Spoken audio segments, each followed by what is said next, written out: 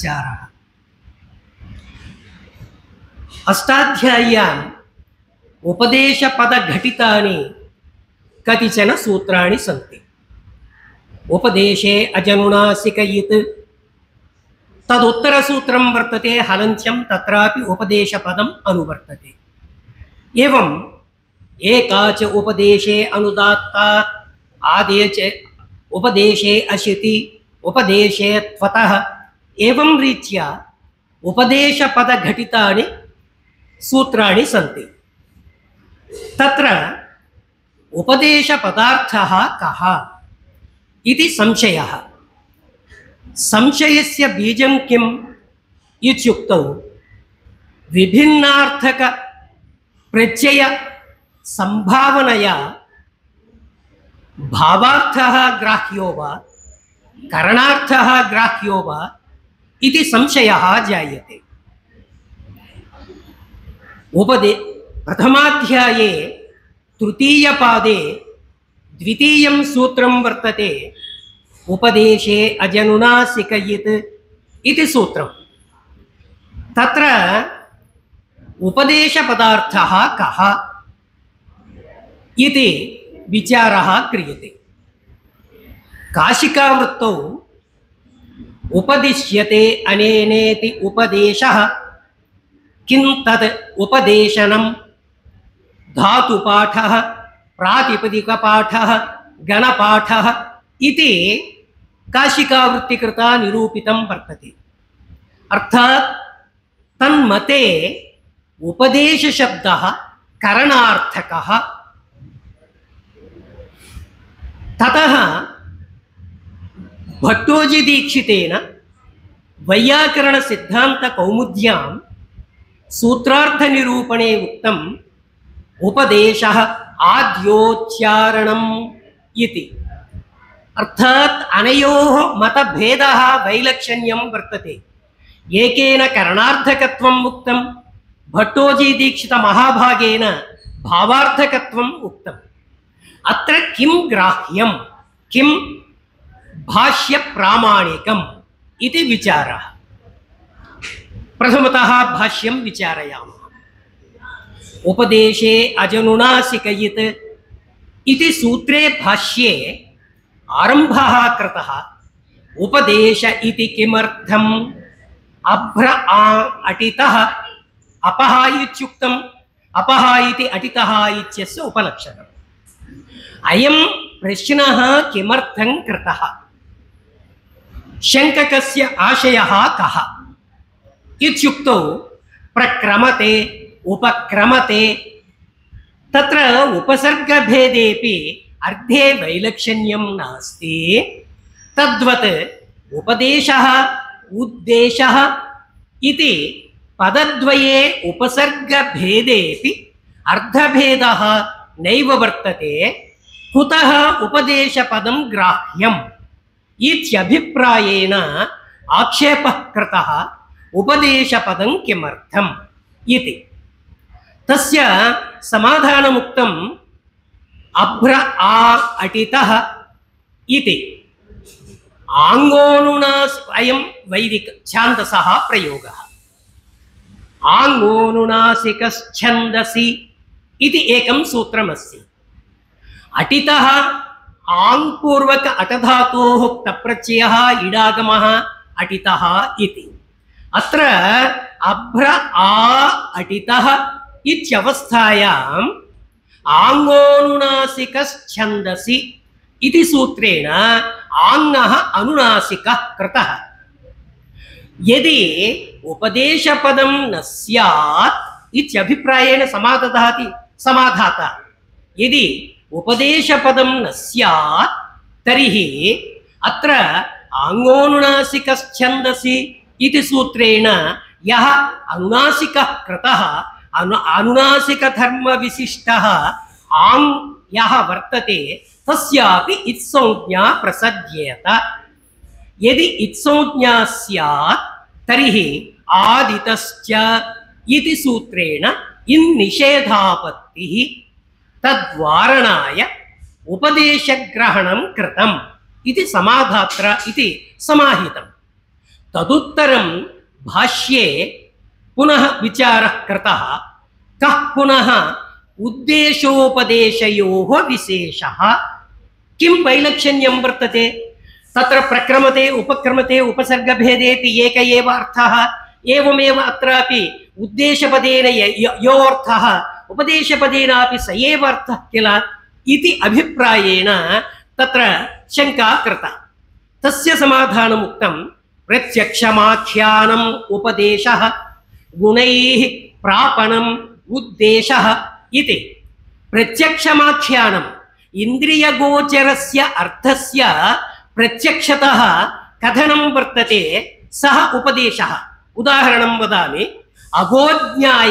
अगोज्ञाय गां प्रदर्श्य गां सक्थनि कर्णे वा गृहीत्वा अयं गौः इति उपदिश्यति अनन्तरम् उपदिश्यमानः कथयति मे गौः उपदिष्टः इति एवञ्च प्रत्यक्षमाख्यानम् उपदेशः गुणैः प्रापणम् उद्देशः कीदृशः देवदत्तः इति तस्य स्वरूपं कथय इति कश्चन पृच्छति तदानीम् एषः उपदेशकः वदति अंगदी कुण्डली विचित्राभरणः व्यूढोरस्कः इति एवं रीत्या गुणान् कथयति एवञ्च गुणकथनद्वारा अयं देवदत्तः इति उद्दिष्टः मे देवदत्तः इति सः कथयति एवञ्च उद्देश उपदेशयोः वैलक्षण्यं वर्तते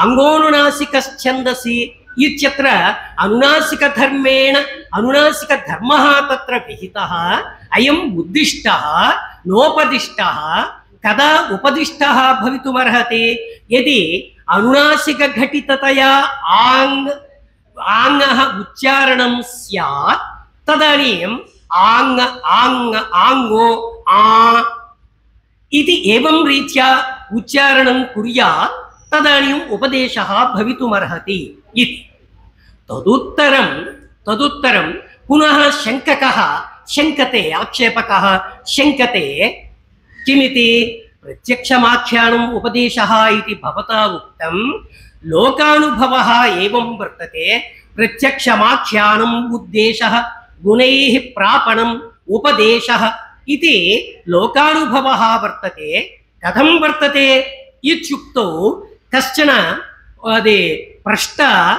पृच्छति गुरुं उद्दिशतु मे अनुवाकम् इति उद्दिशतु मे अनुवाकमिति तत्र गुरुः अनुवाकम् उद्दिशति नाम कथयति तदनन्तरम् अयं शिष्यः कथयति कथयति उद्दिष्टः मे अनुवाकः इति उद्दिष्टः मे अनुवाकः इति तत्र प्रत्यक्षमाख्यानम् उद्देशः भवति एवं गुणैः प्रापणम् उपदेशः भवति कथं ग्रामः ग्रामः कथं गन्तव्यः इति पृच्छति तदानीं हस्तवामः दक्षिणमार्गेण वाममार्गेण इति एवं रीत्या चिह्नानि कथयति तदनन्तरं सः कथयति उपदिष्टः मे ग्रामः इति एवञ्च उद्देशोपदेशयोः संकीर्णता दृश्यते अतः उपदेशग्रहणे कृतेपि अभ्र अनुनासिकः इत्यत्र दोषः तदवस्थः इति शङ्का कृता किम्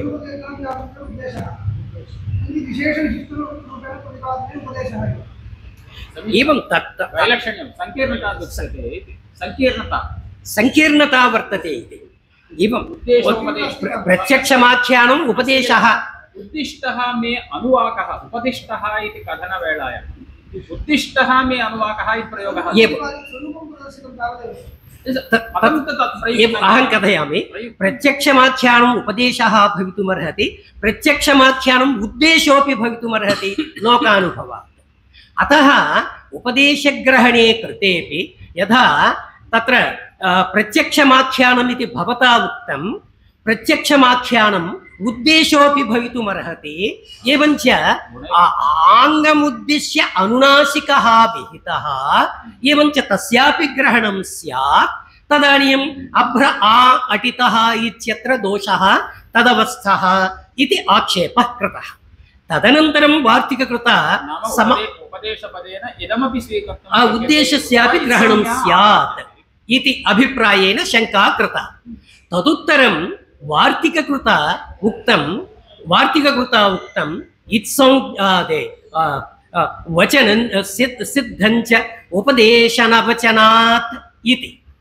सिद्धम् उपदेशनवचनात् उपदेशे अजनुनासिकयित् इति सूत्रस्य स्थाने उपदेशने अजनुनासिकयित् इति न्यासं करोमि इति तेन उक्तम्।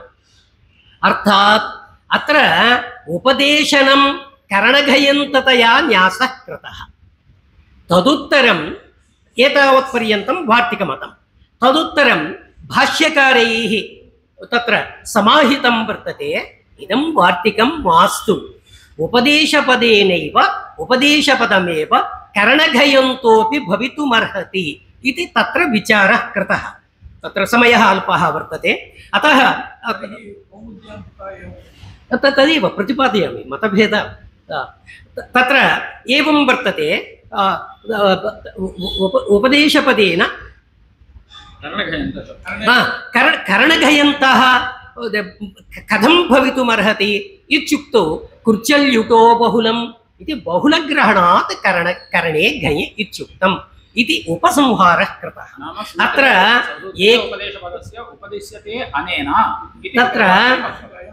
तत्र इदम् एकदेशभाष्यम् इदं सिद्धान्त्यभाष्यम् इति विचारः तत्र न कोऽपि प्रवृत्तः। परन्तु भट्टोजीदीक्षितेन सिद्धान्तकौमुद्यां भावघयन्तत्वं स्वीकृत्य आद्योच्चारणम् इत्युक्तं। तत्र विचारः नास्ति। प्रौढमनोरमायां कश्चन विचारः कृतः। तत्र उक्तं यद्यपि भाष्यवृत्त्यादिषु करणघयन्तत्वेन दृश्यते तथापि तत् प्रौढिवादमात्रम् इति भट्टोजीदीक्षितेन उक्तं। प्रौढिवादः इत्यस्य को वार्थः? अर्थात् तत्र न्यासीयस्य अर्थस्य प्रकारान्तरेण उपदेशपदेनैव लाभसम्भवात् तव कथनं यद् वर्तते तत् प्रौढिवादमात्रम् प्रौढिवादः इति भट्टोजीदीक्षितेन उक्तं। तर्हि तेन उक्तं भाष्ये विचारः वर्तते करणे घञ् इत्युक्तम् अकर्तरिचकारके संज्ञायां कर्तृभिन्ने कारके संज्ञायां करणे भवति इति कश्चन विचारः प्रवृत्तः किल इत्युक्तौ करणाधिकरणयोश्च इति ल्युट् वर्तते। ल्युट अस्य करणार्थकघञः बाधः भवति अतः करणे घञ् कर्तुं नैव शक्यते इति। भवतु पुंसि संज्ञायां घः प्रायेण इति घप्रत्ययः करणार्थे कर्तुं शक्यते किल इत्युक्तौ संज्ञायामिति अन्यस्य विशेषणं भवति प्रायेण न हि उपाधेः उपाधिर्भवति। एकस्य संज्ञायामिति विशेषणम् अतः प्रायेण संज्ञायाम् इति वक्तुमपि नैव शक्यते अतः करणार्थे घञ् कर्तुं न शक्यते। बहुलग्रहणं वर्तते किल बहुलग्रहणादित्युक्तं किल बहुलग्रहणं तु अगतिकगतिः इति एवं रीत्या तेन निरूपितं। भवतः किं प्रमाणम् इति भट्टोजीदीक्षितः इति प्रश्ने भट्टोजीदीक्षितेन समाहितं वर्तते कैयटः मम प्रमाणम् कुत इत्युक्तौ एकाच उपदेशे अनुदात्तात् इति सूत्रे तत्र उपदेशे अजनुनासिक इति सूत्रे कैयटेन किमपि नोक्तं तूष्णीं स्थित्वा व्याख्यानं कृतवान्। परन्तु एकाचोपदेशे अनुदात्तात् इति सूत्रभाष्य व्याख्यान संदर्भे इत्संज्ञाविधौ इत्संज्ञाविधौ उपदेश वचनः उपदिशिः गृह्यते इति व्याख्यातं वर्तते। एवञ्च भावार्थकत्वं तत्र प्राप्तं वर्तते। एवम् आदेश उपदेशेषिति इति सूत्रेऽपि भाववचनः उपदिशिः गृह्यते इति तेन व्याख्यातम्। एवं रीत्या बहूनि व्याख्यान एवं रीत्या व्याख्याद्वयं वर्तते। अतः भाष्ये यद् वर्तते तत् प्रौढिवादमात्रम्। अतः भावे घञ् इति तेन निरूपितं वर्तते। इदानीं नागेशभट्टरीत्या विचारः क्रियते। नागेशभट्टेन किमुक्तं? तत्र भाष्ये किं वर्तते? उद्देशोपदेशयोः कः विशेषः इति भाष्ये प्रश्नः कृतः। प्रश्नकर्तुः आशयः कः इति प्रथमतः ज्ञातव्यं। केन अभिप्रायेण प्रश्नः कृतः इति। केन अभिप्रायेण? भवता किमुच्यते? प्रत्यक्षमाख्यानम् उपदेशः गुणैः प्रापणम् उद्देशः इति अभिप्रायः स्यात् तर्हि प्रत्यक्षमाख्यानम् उपदेशः इति स्वीकुर्मः।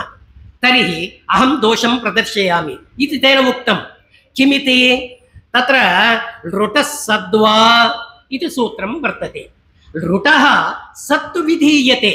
सत्पदार्थज्ञानाय सूत्रान्तरज्ञानम् अपेक्ष्यते। तौ सत् शत्रुशानचोः सत् इति संज्ञा। एवञ्च अत्र प्रत्यक्षमाख्यानं नास्ति, सत् विधीयते। तर्हि शत्रुशानचोः तत्र अन्त्यस्य हलः उपदेशः इत्संज्ञा कथं भवति? अव्याप्तिः, लक्ष्यस्य असङ्ग्रहः। एवम् अन्यत् सूत्रं निष्ठा। निष्ठा विधीयते, परन्तु निष्ठाज्ञानाय तक्तवतु निष्ठा तावत्पर्यन्तं गन्तव्यं। तत्र प्रत्यक्षमाख्यानं नास्ति, अतः इत्संज्ञा न प्राप्नुयात्। अयमेकः दोषः। एवं कतिचन निपातसूत्राणि वर्तन्ते। राजसूय सूर्य मृषोद्य रुच्य कुप्य एवं सूत्रं वर्तते। तत्र क्यबन्ताः क्यबादयः निपाच्यन्ते, तत्र प्रत्यक्षमाख्यानं नास्ति। तर्हि कादीनां यत्वं न स्यात्, लक्ष्यस्य असङ्ग्रहः दोषः। एवं प्रत्यक्षमाख्यानम् उपदेशः इति वक्तुं न शक्यते। यदि प्रत्यक्षमाख्यानम् उपदेशः इति वक्तुं न शक्यते तर्हि अभ्र आ अटितः इत्यत्र दोषः तदवस्थः। एवञ्च एकत्र अतिव्याप्तिः अन्यत्र अव्याप्तिः, एवञ्च लक्ष्यस्य सङ्ग्रहः कार्यः। अभ्र आ अटितः इत्यादीनां व्यावृत्तिः कर्तव्या। एवञ्च उभय सङ्ग्रहाय एकस्य व्यावृत्त्यर्थम् अन्यस्य सङ्ग्रहार्थं वार्तिककृता किमुक्तम्? उपदेशने अजनुनासिकयित् इत्युक्तं। तदनन्तरं भाष्यकारैः किमुक्तं? तत्र करणे घञ् भावे घञ् इति विचार्य अन्ते कुर्चल्युटो बहुलम् इति बहुलग्रहणा करणार्थे घञ् इत्युक्तं।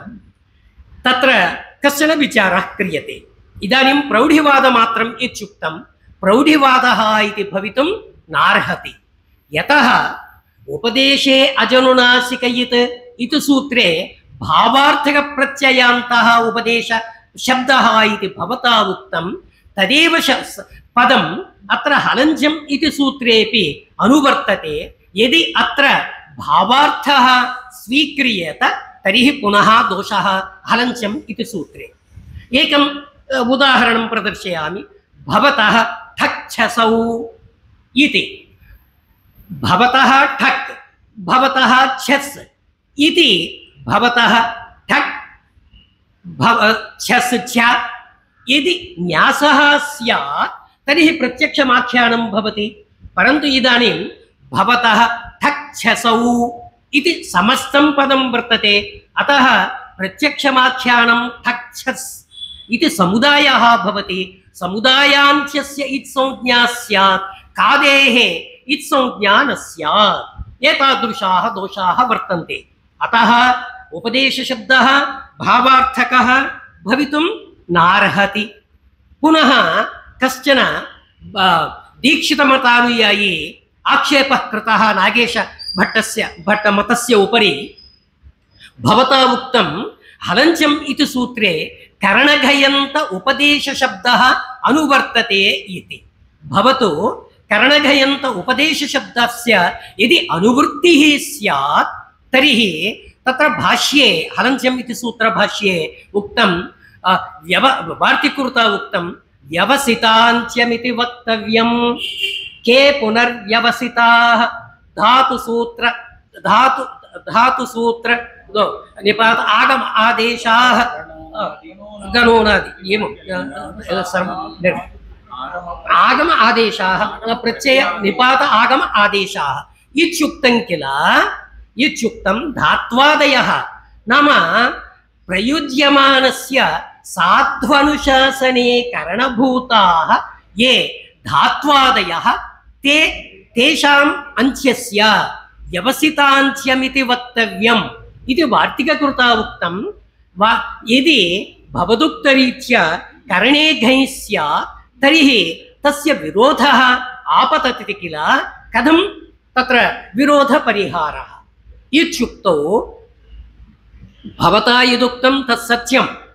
तत्र धात्वादीनामेव साध्वनुशासने करणत्वं, परन्तु समुदायद्वारा अवयवस्यापि साध्वनुशासनकरणत्वं स्यात् इति कश्चन आक्षिपेत्। अतः यथा समुदायान्त्यस्य इत्संज्ञा तद्वत् अवयवान्त्यस्यापि इत्संज्ञा आपद्येत। तद्वारणाय नाम भ्रमनिवृत्त्यर्थं व्यवसितान्त्यमिति वक्तव्यम् इति वार्तिककृता उक्तं। वस्तुतः तद्वार्तिकं भाष्यकृता प्रत्याख्यातम्। अन्त्यग्रहणसामर्थ्येनैव प्रत्ययत्वादि समुदायान्त्यस्य धर्मविशिष्ट समुदायान्त्यस्यैव इत्संज्ञा प्रवर्तते। अतः व्यवसितान्त्यमिति नैव वक्तव्यम् इति भाष्यकृता तद्वार्तिकं प्रत्याख्यातम्। अतः उपदेशशब्दस्य उपदेशे अजनुनासिकयित् इति सूत्रे करणघयन्तत्वस्वीकारेऽपि न क्षतिः इति सिद्धान्तितं वर्तते। एवञ्च हलन्त्यम् इति सूत्रे उपदेशशब्दः करणघयन्तः।